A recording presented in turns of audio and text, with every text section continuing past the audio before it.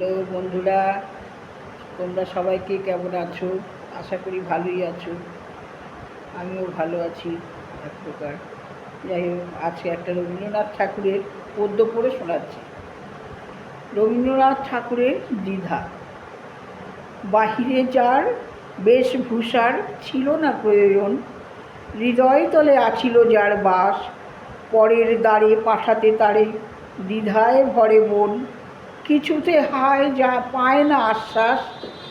সবুজ বনে নীল গগনে মিশায়ে রূপ সবার সনে, পাখির গানে পড়ায় যারে সাজ, ছিন্ন হয়ে সে ফুল একা আকাশ হারা দিবে কি দেখা, পাথরে গাথা প্রাচীর মাঝে আজ।